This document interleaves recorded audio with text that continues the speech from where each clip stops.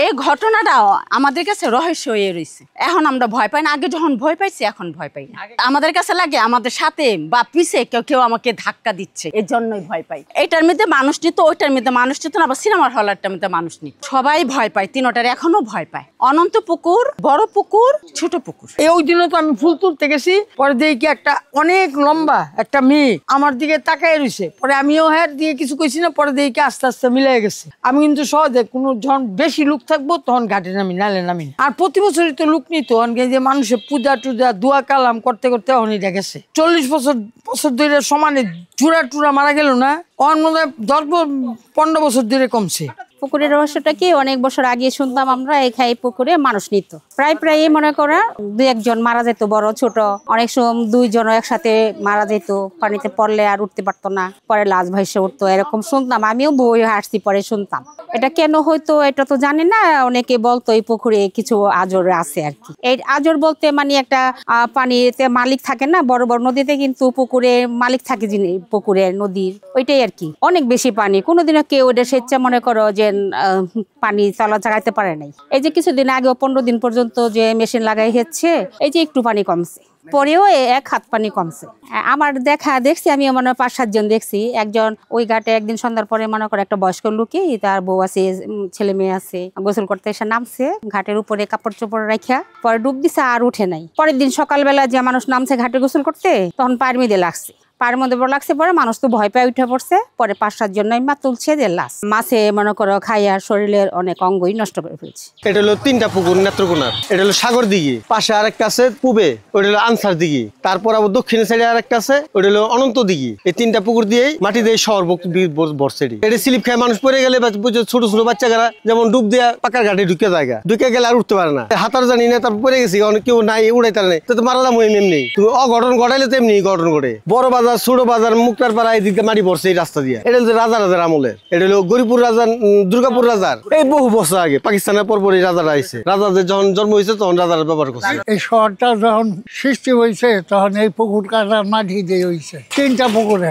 আবার এই রাস্তায় যখন এই পুকুর ওই পাড়াটা হয়, ওই জায়গাটার নাম হইল নিউটন, নতুন শহর। এবং এটি আমার জন্মের আগে, এখন বর্তমানে আমার বয়স 82 বছর। আর যতটুক জানার, এই শহর গরিপুর মহারাজের আয়ত্তে চলছে। যারা 1 মার 1 পুত আছে, ওই জায়গাটার মধ্যে আমি কাপড় ধুইতে গেছিলাম। 3 জন না 4 জন ছিল, নাগরা থেকে আইসি। হেই পার থেকে হেই পার আহে, হেই পার থেকে হেই পারে যায়। পরে 3 জন যাই হেরে ডাক দিতেছে, ওই মাঝখানে আটকাইয়া গেছে ছেলেটা আটকাইয়া গেছে। পরে ডাক দেয় তাগরে ডাক দিতে আছে যে আসো, তো ওরা মনে বুঝছে যে ভং করতে আছে। পরে তো হ্যাঁ তলবাই গেছে। পরে ওই ছেলেটা, তারা খবর গেছে, পায় না খুঁজা পায় না, দেখে মাটির নিচে একেবারে মানে 2 হাত দিয়ে খামচা দিয়ে রয়েছে। পরে ওই যে যারা পানিতে তুলে না, তারাও খুঁজে পাইছে না। পরে আরেকটা ছেলে এখানে ওই যে কিতাব বিছরায় ওই যে টুকরিতে, পরে ওই ছেলে আইয়া পাইয়া তারে তুলছে। সে তো পানি খাইছিল না, ওই ঘাটলা তো একটা নিচ্ছে। ওইটা ছেলেটা ঝাঁপ দিছে, যে ঝাঁপ দিতে যাইয়া তলাইয়া গেছে। পরে ওই ছেলেটা মইরা পরে ভাসা উঠছে। এটা কেন হয় বাবা, আমি তো বলতে পারি না। 1 মার 1 পুঁতেই নেই, এই পুকুরটা এরকম আছে। ডুবলে তো পুর ছেলেরই ডুবে, মানে থাকলে এই যে টাইনা নেই। এটা বাবা নীরবে ভাইসা উঠে, জাগো চোখে পইরা যায়। যখন ছেলেটা ডুবে গেছে না, তামারে খালি মানুষে কইতো মাসি তোমারে নিব। আমি কইছি আমি তো কিছু করছি না, আমারে নিব কেরে। পরে একদিন দেখি কি যে হঠাৎ মানে কোনো মানুষ যেমন ডুব দিছে। পরে আমি কি করছি, ডরে মানে আরেক সিঁড়িতে গেছি গা। ভয় তো পাওয়ার কথা বাবা, আমি কই কিরে উঠে না কেরে, ডুব মারছে তো উঠে না। পরে দেখি কি যে মানে ধরো যেমনি শ্যাম্পু দেওয়া স্নান করে না, এরকম খালি মাথাটা ভাসছে। এটা দেখেই আমি আবার উপরে গেছি। পরে আর দেখছি না। পরে আরেক মাসিরে জিগাইলাম যে মাসি এরকম দেখছি। আমি দেখো না, নীরবে আহি স্নান করতে। আমি হাতারও জানি না বাবা, হাতার জানি না যে জগলে। পরে মাসি কয় কি যে আমিও একদিন দেখছি। আমি কইছি মাসি মাথা ভাসছে। আমি দেখছি যে ডুব কইরা দিল, কিন্তু লোকটা গেল।